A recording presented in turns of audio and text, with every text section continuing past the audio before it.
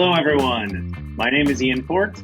I lead StreetEasy's content and creative teams, and I'm excited to welcome you to how to sell your NYC home. Today, we're going to walk you through the home sale process in New York City and give you some tips for selling successfully in today's market.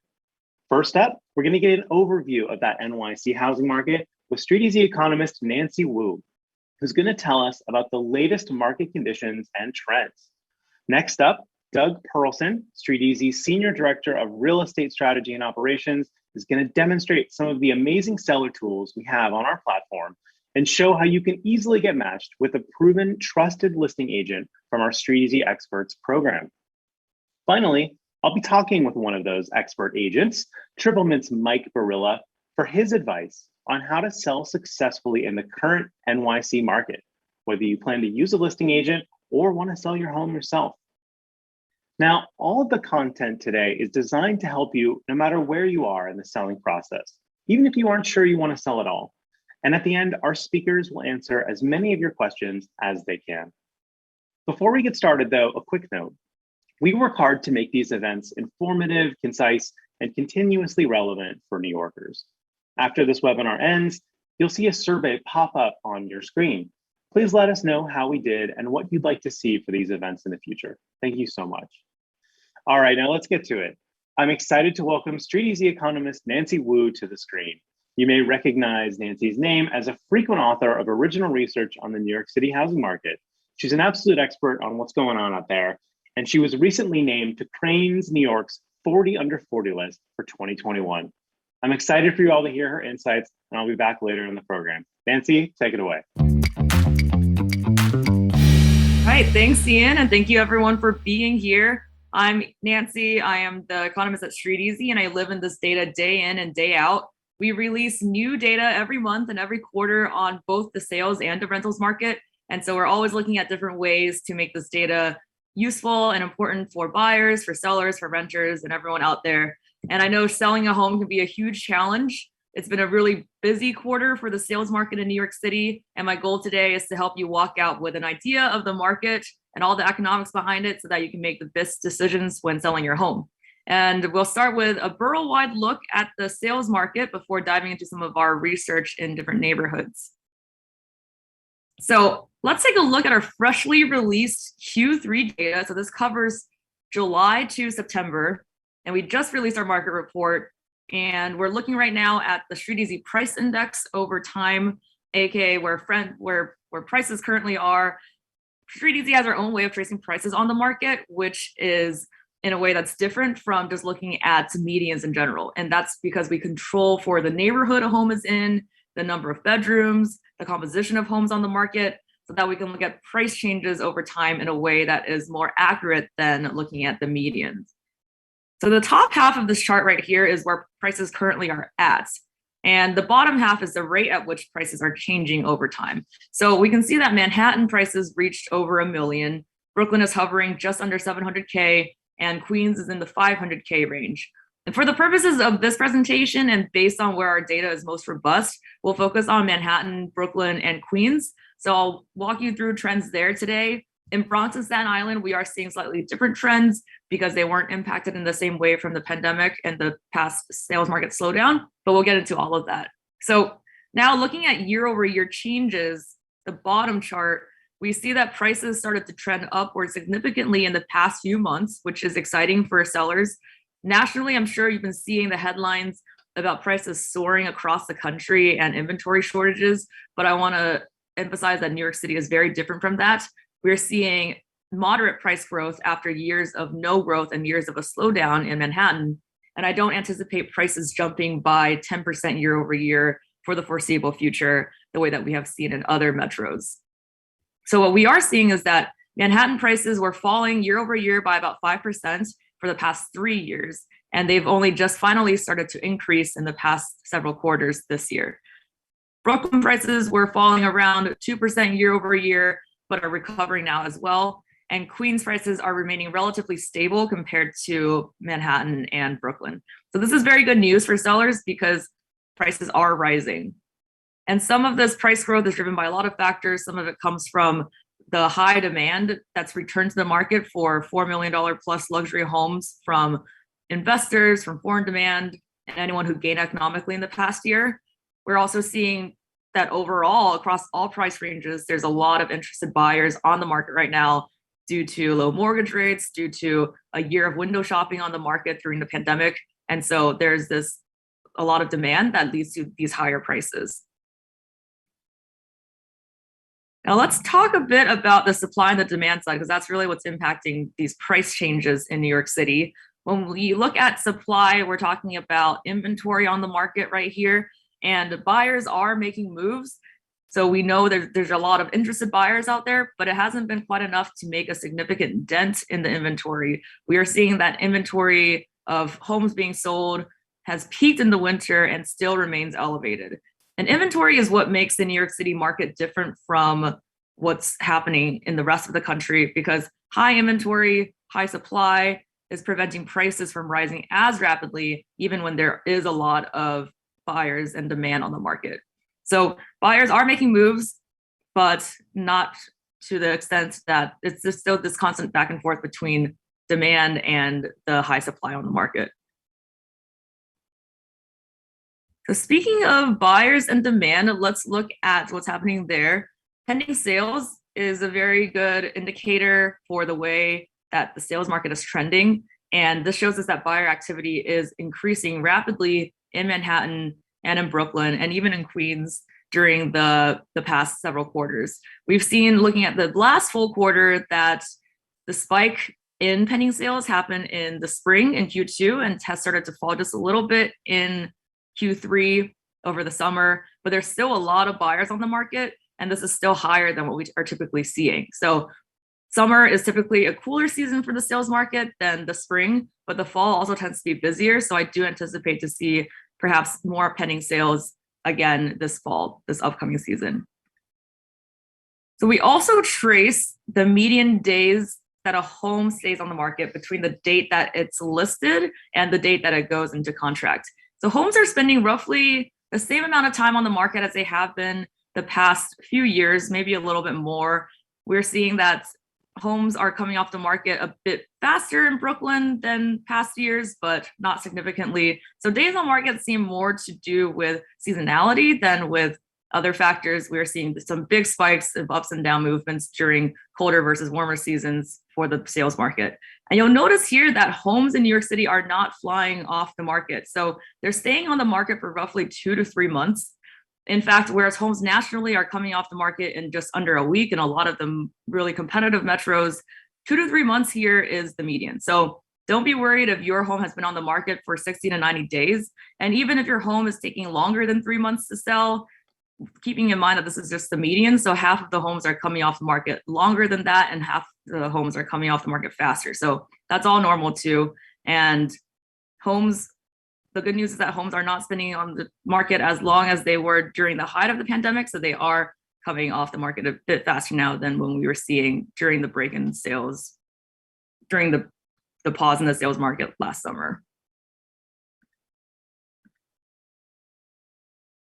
Another thing we trace are price cuts. And price cuts are when a listing on StreetEasy receives a discount. So we see that 1 in 5 homes received a discount in 2021, which is a good amount, but it's not as high as we've seen in the past. So you see here that fewer people are cutting prices on their homes after quarter. And part of that is because there has been heightened demand. So there's less of a need to give a discount. But if you are in a rush to get your home off the market, price cuts may be a good strategy, because what happens is if people were interested in your listing and they starred your property, they'll get a notification if you reduce the prices. And so that may turn their attention back to your property. But whether or not you decide to give a price cut, be prepared for negotiations off the market. So we've just talked about how 1 in 5 homes in the past 6 months have received a discount while listed. But in fact, more than half of the homes on the market have ultimately closed below their asking price.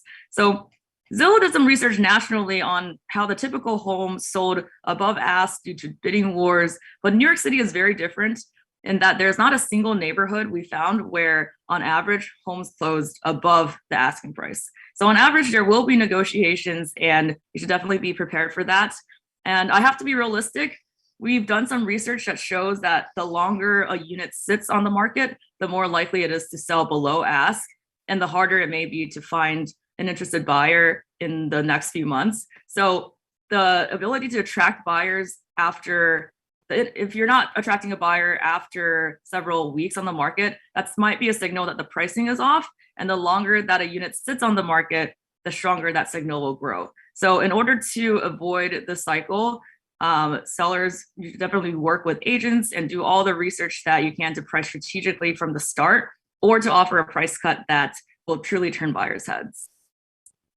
There are places where you will be more likely to get close to your asking price. And we recently did some research on where sellers have the upper hand and are getting very close, if not at their asking price. So overall in the city, it is still a good time to be a seller no matter where you are. We pulled together our data and came up with this index to find the top 10 neighborhoods based on these factors. We looked at the highest close price to list price ratio, the shortest median days on market, the biggest increases in messages years over year. So in many of these neighborhoods, homes did close on average near their asking price. And obviously from looking at this list, a lot of these neighborhoods are in Brooklyn. And this is the kind of data that you can collect yourself, and your listing agent can help make comparisons with other areas around your property. And all of this information for your specific neighborhood is also available on StreetEasy. So now I want to wrap up with a few takeaways for sellers in the audience about where to go from here. After a years-long slowdown, the current sales market rebound means a busier fall season and heightened buyer demand across the city. So we are expecting a very busy upcoming few months. Second is that the hangover of inventory from the pandemic is keeping prices from rising too quickly, which means a lot of sellers out there are still facing a lot of competition. And finally, I want to talk about the future a little bit. It's really hard to time the market, and we do expect a lot of uncertainty in the future. So on the one hand, prices will continue to rise as long as demand remains high.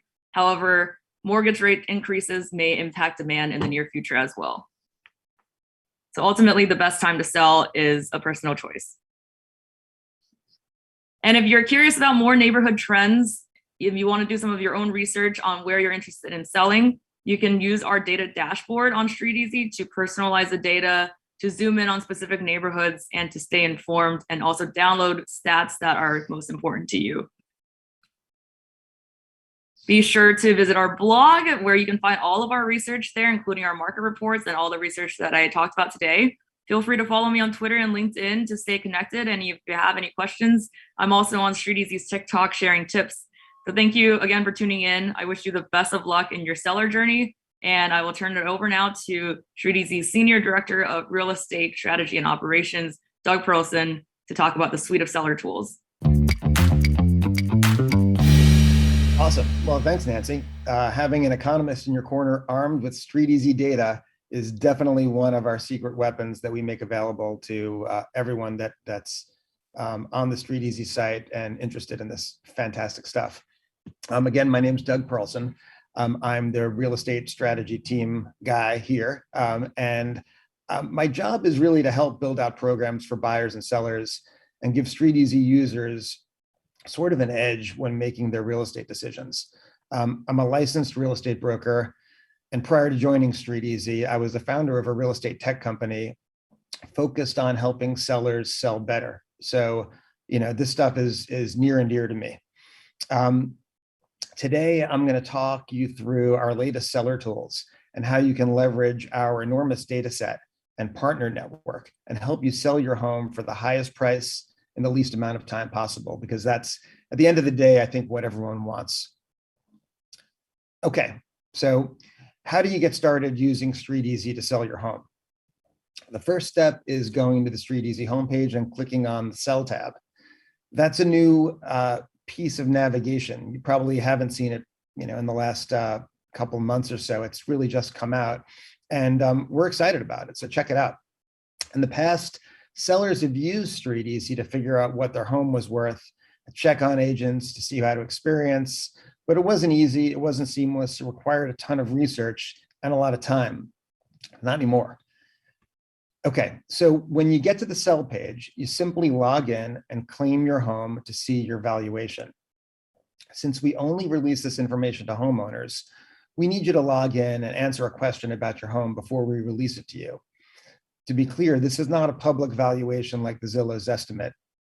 It's a behind the scenes tool for you to use when considering the right price to list your home. Also, keep in mind that this is still a new feature. While most homes are covered, we don't have a valuation for every property on StreetEasy just yet. If we don't have enough information about your home, we don't attempt to create a valuation.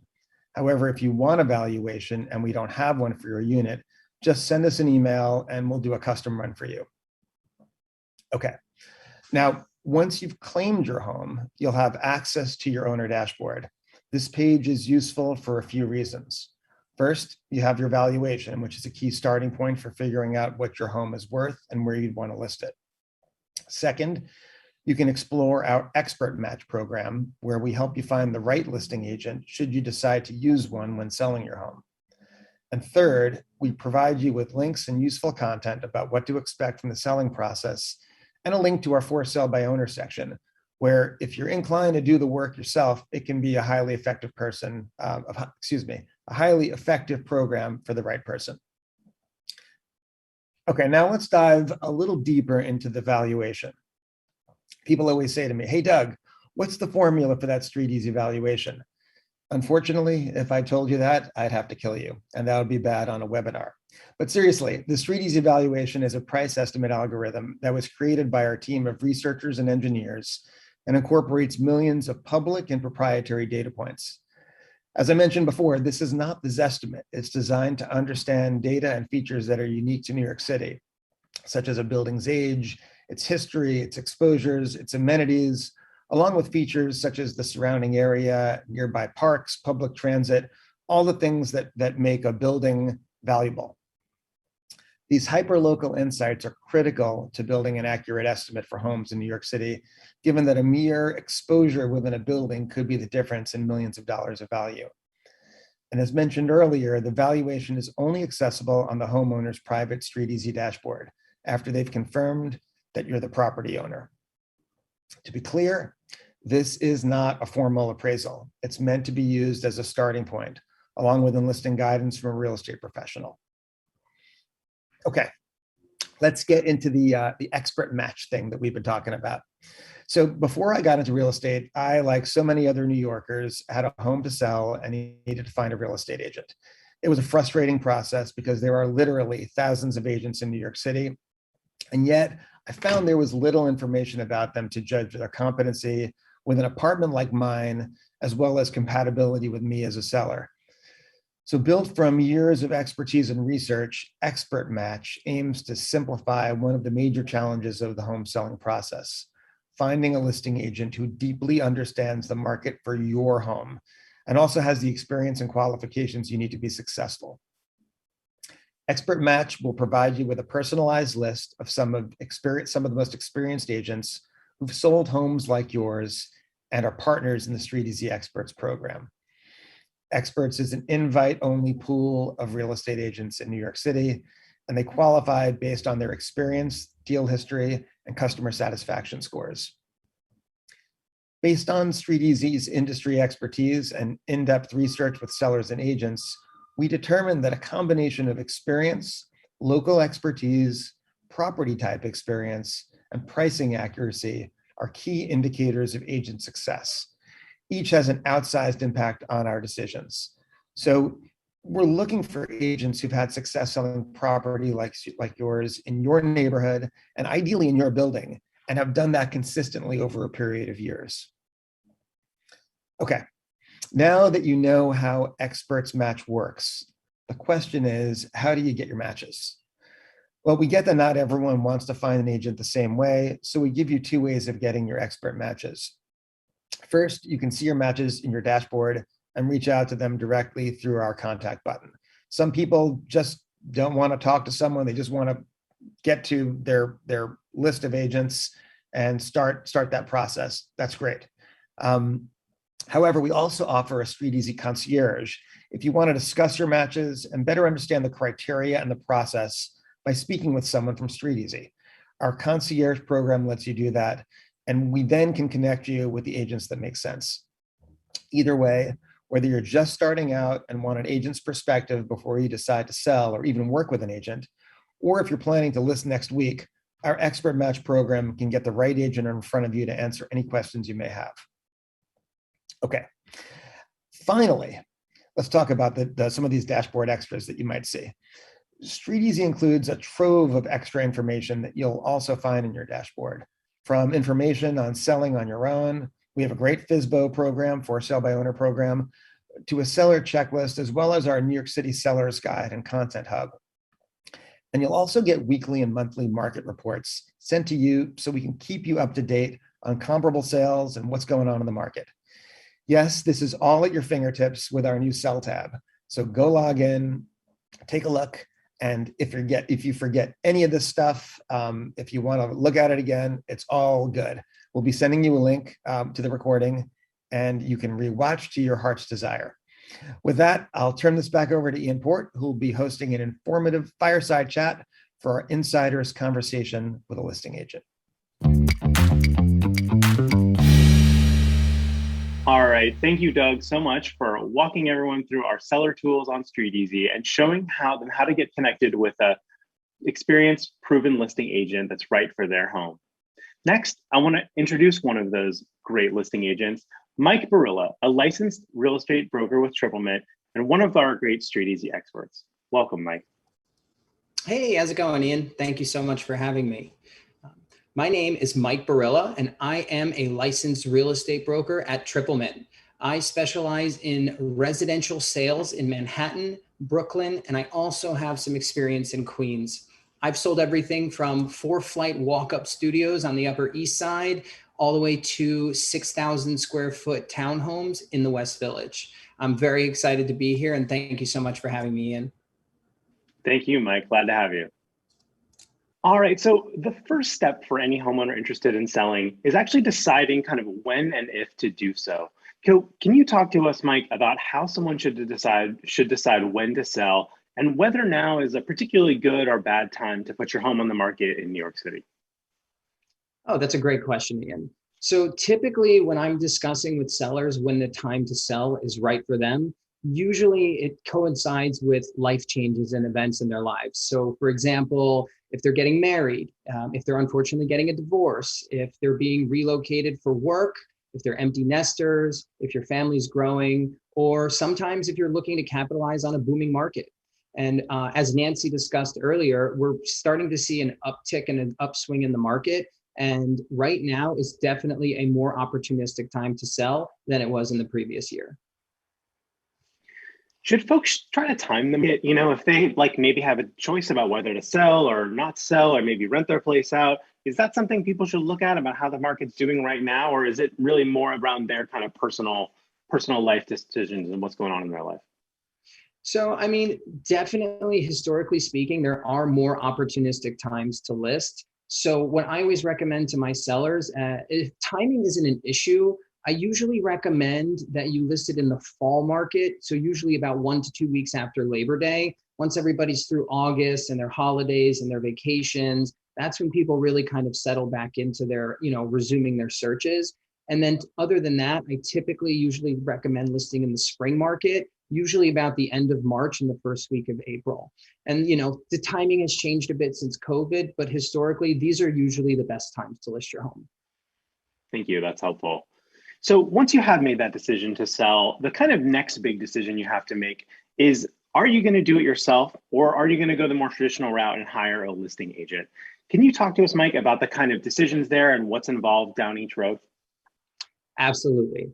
So I always recommend people do use a real estate agent when they're selling their home. The sale process, especially if it's a primary residence, it's a very emotional process, and people don't realize that it's a full-time job. You're going to be spending a lot of time, effort, energy, and resources. And sometimes when you're dealing with these things, it becomes a lot more overwhelming than people initially realize. And typically when you're selling a home in New York City, especially, you're looking at an inventory that can be about 65% co-op apartments, meaning that there is a board approval process and there are stringencies that the board is looking for. So having someone that's a professional and well-versed in the market usually makes a lot more sense to me. And typically, in my experience, when dealing with for sale by owners, is buyers have a hard time really communicating their true feelings and thoughts when they're in the apartment with an owner present. And I've noticed on average, showing times with for sale by owners are typically about 5 minutes long, when more likely when you're in a longer listing appointment with another broker and they feel more free and relaxed, they're there longer, they're spending more time really doing the due diligence of looking at your home. And so typically, in my opinion, if you're going to do it on your own, you do have to remember you're signing up for a full-time job. And if you're going to do it with a broker, especially one that has experience in the neighborhood and the building, they probably already have a pipeline of buyers that were in other homes that they have sold that might be looking at yours too. So if you're going to do it yourself, you're signing up for a lot of work. If you want to get it done the best way, in my opinion, you should probably have a real estate agent represent you for your sale. Got it. Thanks, Mike. And I do want to add, for those watching this and looking to sell themselves, we do have a great FSBO tool on StreetEasy, as Doug mentioned earlier. Now, if you are going to use an agent, which is, again, kind of what most people do here in New York, obviously finding a great listing agent is key. But Mike, can you tell us about kind of the value of finding the right agent for your home versus maybe just going with like the first agent you got referred to? I always recommend doing your due diligence when you're looking to buy a home or sell your home. And going with the first person that you meet is, it's great to have a recommendation or a referral from someone that you know has sold a home. But I always think it makes more sense to really do that due diligence, go through the process, and take the time to meet one or two other people just to make sure that your decision you're comfortable with. You didn't leave any stones unturned. And so Doug actually explained it earlier, and StreetEasy has the agent process now simplified and gives you more opportunity, which I find very helpful, because they're going to give you 3 people from 3 different backgrounds and 3 different personalities that all have experience in your market. And at the end of the day, you're going to be working with this broker, and there is a lot of communication. So having an opportunity to meet with multiple agents helps you find the agent that's really going to fit your needs best. Right. So at StreetEasy, we have Expert Match and we have Seller Concierge. Those are ways to get connected with the agents. Our data has shown have experience in selling homes just like yours, but you are going to get, a selection of agents. You're going to get a few. So, but maybe you have other referrals, you have other folks you're interested in too. So Mike, how do you go about actually picking like one agent from a pool of 2 or 3 or 4? What do you ask them? What do you look for? So that's a great question. So what I typically ask my client, like when my clients are interviewing agents, some of the questions that they usually ask me are, have you sold in this building? How many have you sold in this building and relative in this neighborhood? How long did that sale process take? And ask them some of the challenges that they faced in that sale process as well. This way you can see how they handle some of the objections, some of the things that went right and wrong in the other homes that they sold nearby. And ultimately you can have them kind of gauge what worked and what didn't and what makes the most sense, and see who's really solution driven and problem solve oriented. And that really kind of helps narrow down which person specifically is going to be the right person for you. And a lot of it too, like some of it is personal rapport, right? Personal relationships, who you kind of get along with. Absolutely. I mean, you're going to be dealing with this person from the time you list the apartment until the time you get to the closing table. And there's a lot that goes on in that process. So having someone that you get along with, that you have a real good communication with, that you feel like you're on the same page with, is extremely important. And, I think a lot of sellers might be tempted to go with the agent who, sort of sees their home as winning the highest price, or says, like gives the highest sale price for it. Is that a good idea? Is that a bad idea? How should folks think when someone comes to them and says, I can get the most money for your home? So that's a great question, and something that I deal with quite often. Sometimes just being told what you want to hear is not always the best thing. I never recommend just going with the highest price that someone promises you, unless that data is backed up with a comparative market analysis showing the proven data to support that claim. Because anyone can tell you what they want you to hear when they're getting to try to get your business. So I always recommend listening to what they're offering, but then seeing the data that they provide. So any agent that you interview should be bringing their own comparatives of all the other homes that are in the neighborhood, and then justifying the price that they gave you. I love being told that things are great, but until you see the statistics and the data to support it, that's really going to be the decision and the ultimate deciding factor as to how you're going to get your home sold for the most amount of money.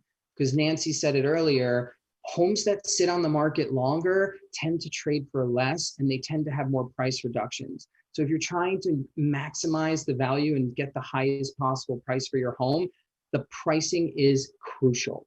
So please do your research, make sure the numbers make sense, and don't just go with the highest number that you're told. Great, thank you.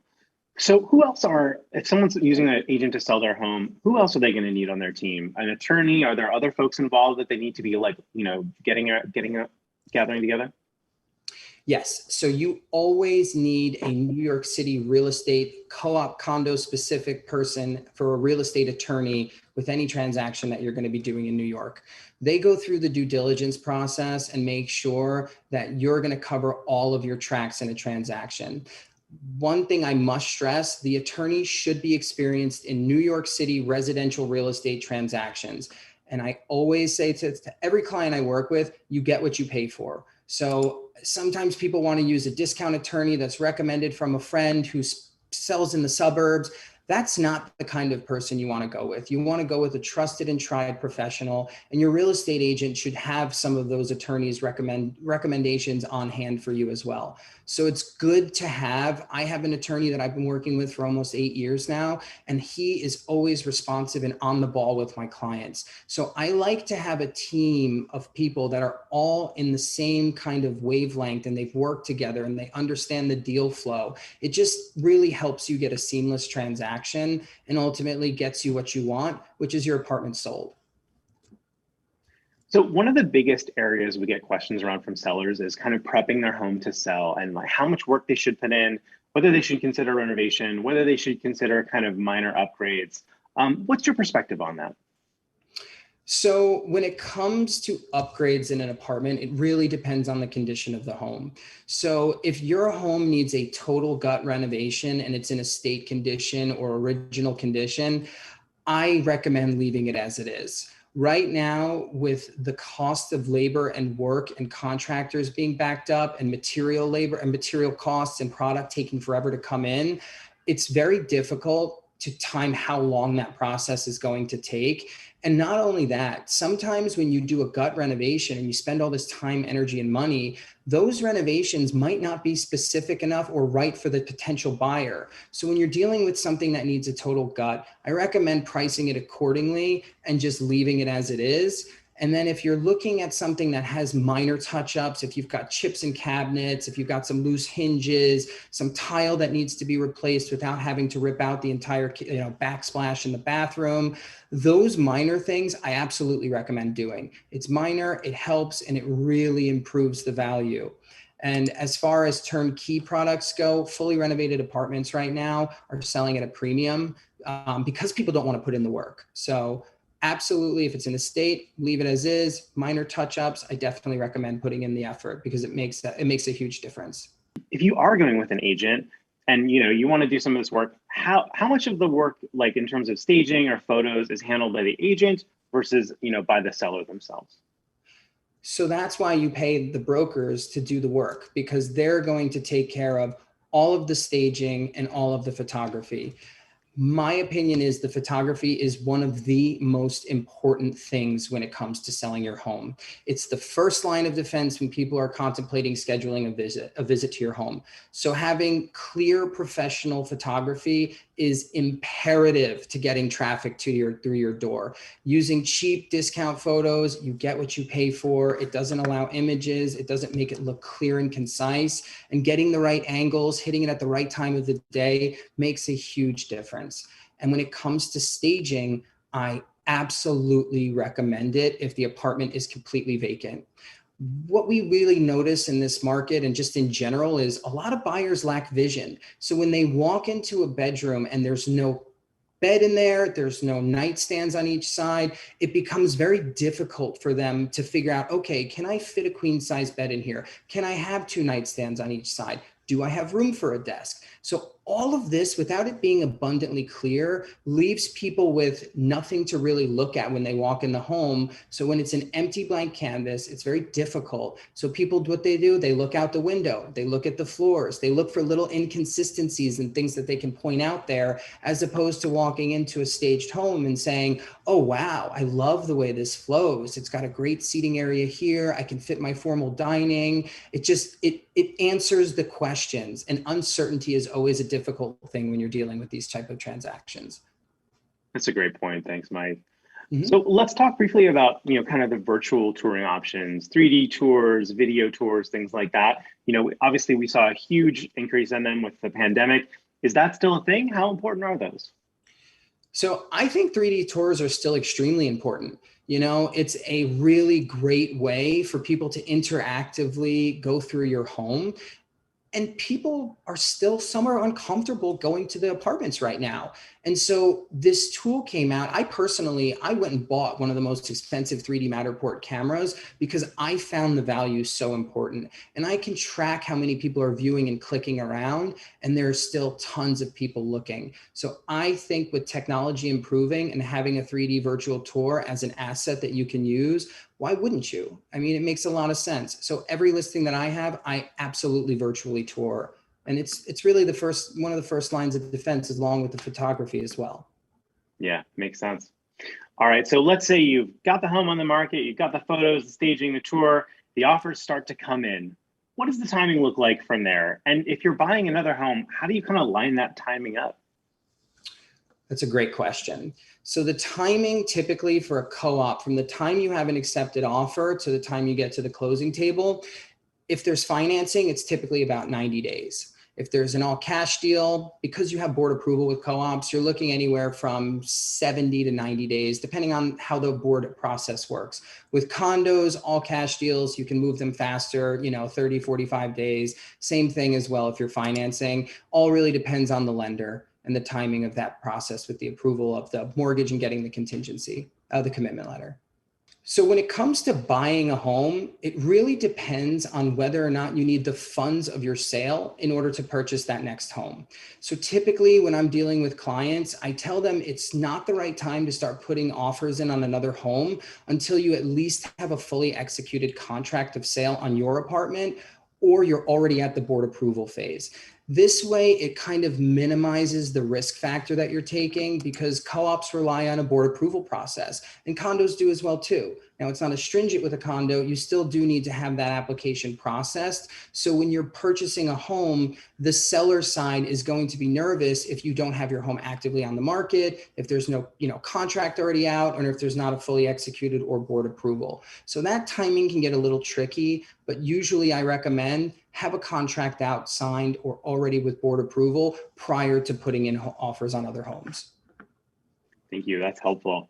So let's talk about after that first offer, or maybe several offers come in, you're going to sit down, if you're using an agent, with your agent and go over them. What does that really look like? And kind of how do you talk through the process of choosing which offer to accept?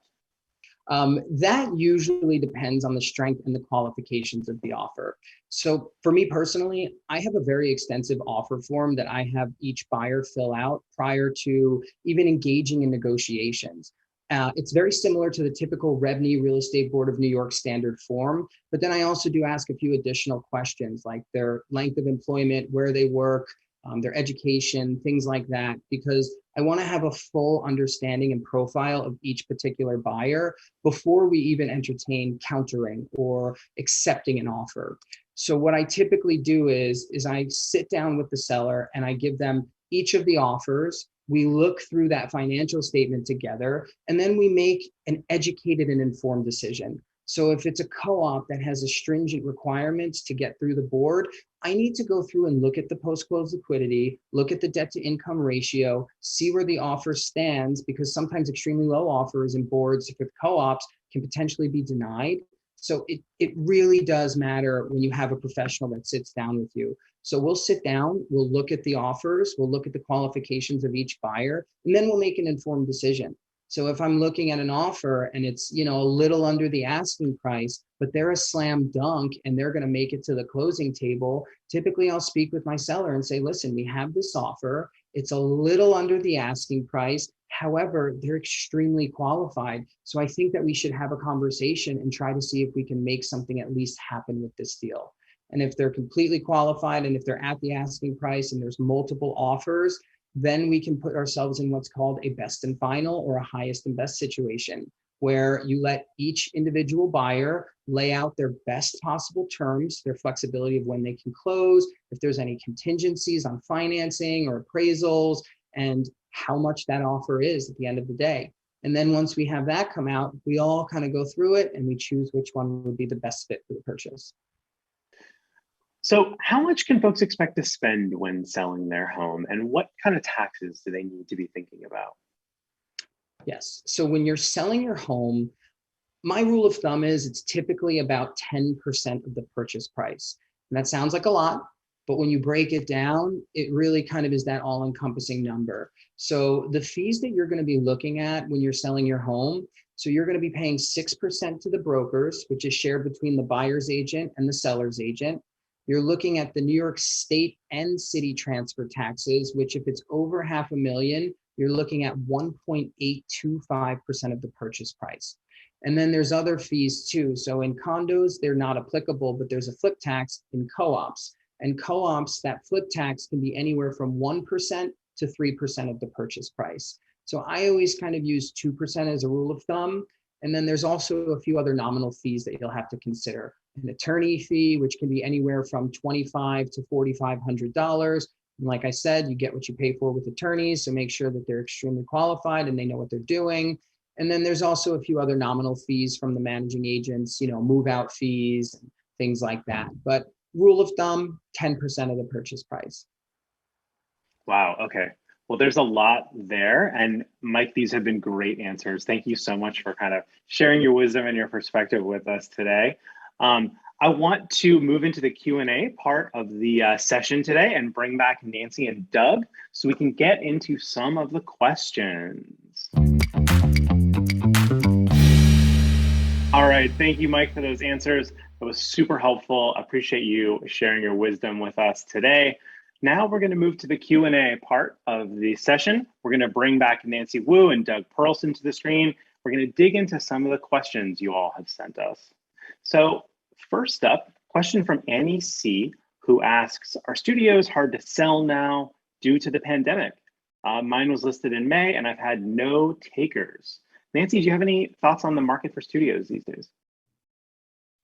Looking at the market since the pandemic, we have seen that studios tend to spend a bit longer on market on average, and price growth hasn't been as rapid for studios compared to 2 and 3 bedrooms and even 1 bedrooms. And that makes a lot of sense because the pandemic has really changed people's perspectives on what their preferences are. And a lot of people who work from home do need that extra space, that extra bedroom to work from home or to have the kids go somewhere.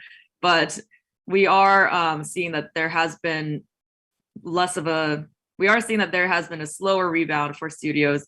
My advice would be that if your home has been listed since May and it hasn't had any takers, keeping it longer on the market without making any price adjustments is not going to get anyone's attention to it. So you would either have to give a price cut that would turn some heads, or rethink the pricing and work with someone to work on that. Yeah, I have to agree with Nancy on that.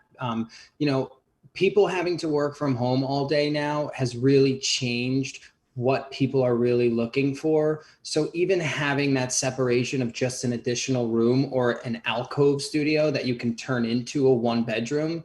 So we have definitely seen not as much of an uptick in transactions with studios. And to echo Nancy again, proper pricing is extremely important.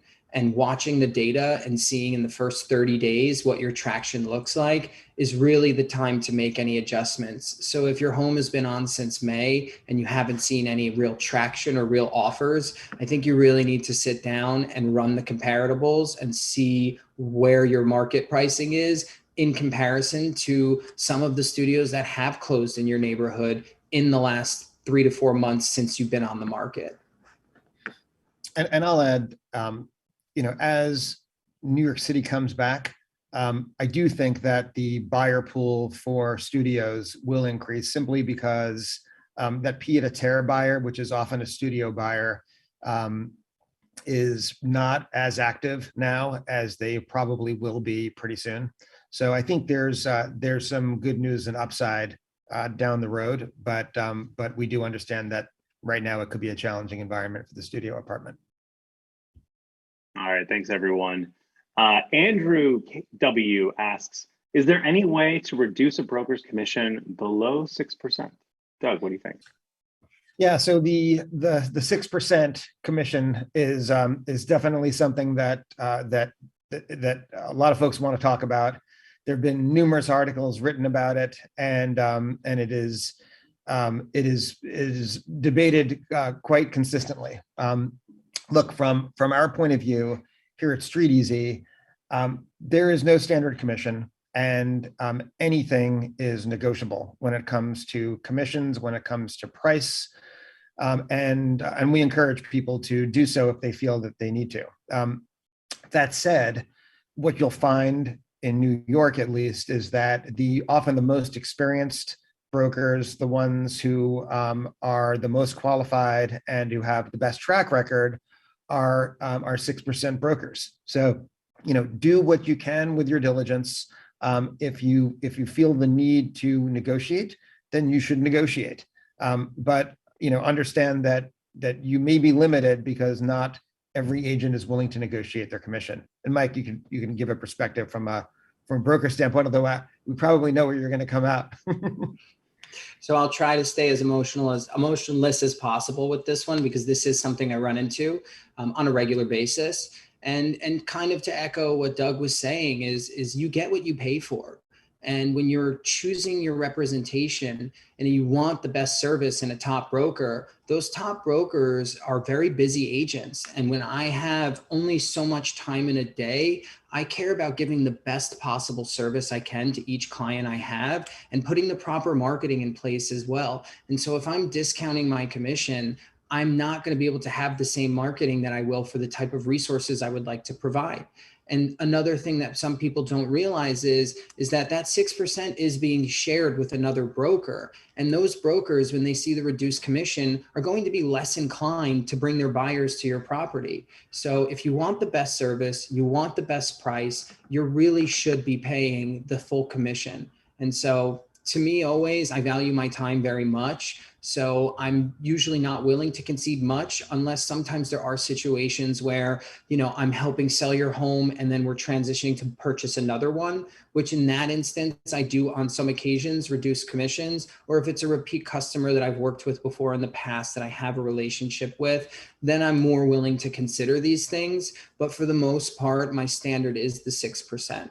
And another thing I would mention too is sometimes when there's a direct buyer that comes without a broker, I am willing to concede on that side as well. So these are things to consider.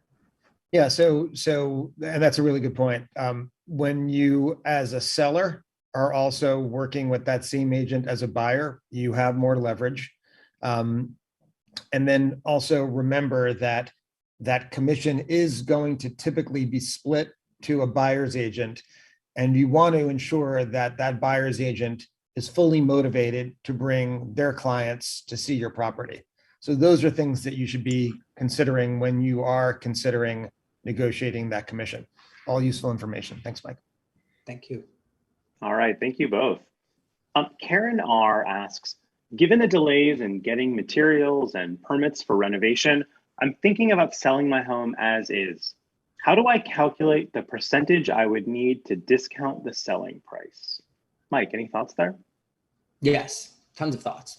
So when you're considering selling a home as is, you really need to make sure that price is reflected on some of the other apartments comparable in your neighborhood or in your building specifically that have recently sold in the last 3 or 4 months as a gauge for what your value is.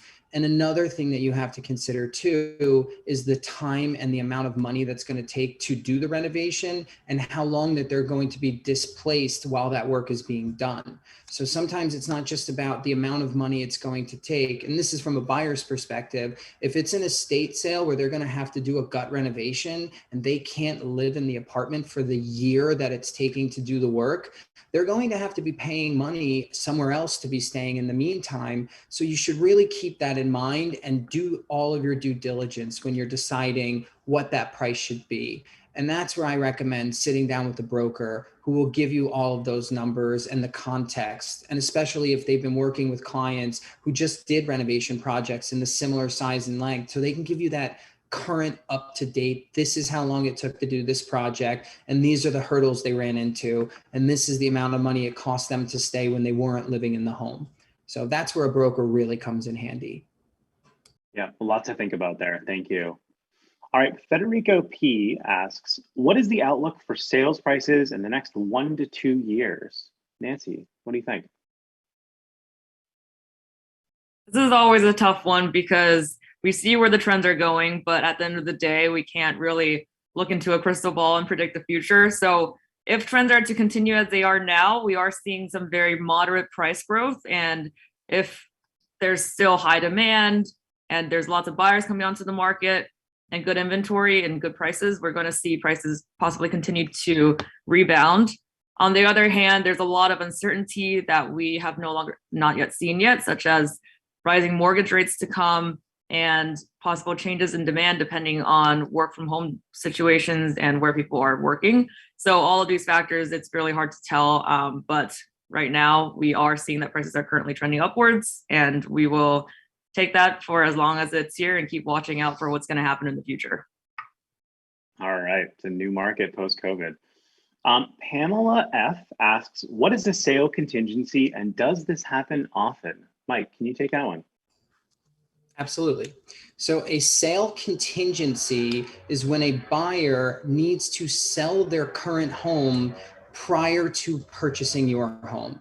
Now, sale contingencies in New York City, Manhattan real estate, Brooklyn's real estate do not happen quite often. Me personally, I never recommend my sellers take offers with sale contingencies, especially when you're working with a co-op and the timing of where that sale is in their process. It's a high risk situation. And if you don't have any offers, and if that sale contingency is in place, it maybe would be something I would consider, if dependent upon how far in their sale process they are. If they already have a fully executed contract and board approval with a clear to close and a date coming soon, and you have no other offers, then maybe I consider it. But for the most part, it is a very risky thing. And I do not recommend, I never tell my clients to take a sale contingency, especially if it's new on the market and there's a lot of traction. It's a very small situation where I would recommend it. And it's like I said, only if I know for assurance that that sale is going to go through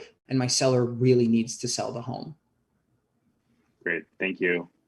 All right, this is gonna be our last question and a good one to close on, I think.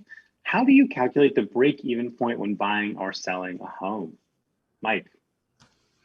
Yes. So when you're trying to calculate a break-even point, it really goes back to that factors of the closing costs that we discussed previously. So it really is pretty much about 10% of the purchase price when you're selling a home. So if you're selling a home for $1 million, you're probably going to have to pay out of pocket, when all is said and done, about 100%, $100,000 towards that closing. So with the break-even point, you really just have to sit down with a calculator and see what you purchased it for, where we are in the market now for what you can sell it for. And then after that 10% of your closing cost comes out, what number are you left with? So it's a pretty simple computation if you use that 10% closing cost as a rule of thumb. All right, thanks, Mike. That's really helpful.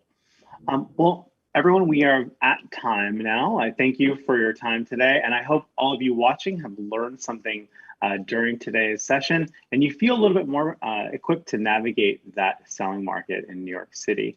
I do want to ask you again to please take the survey that will appear on your screen after this webinar ends. We really appreciate your input.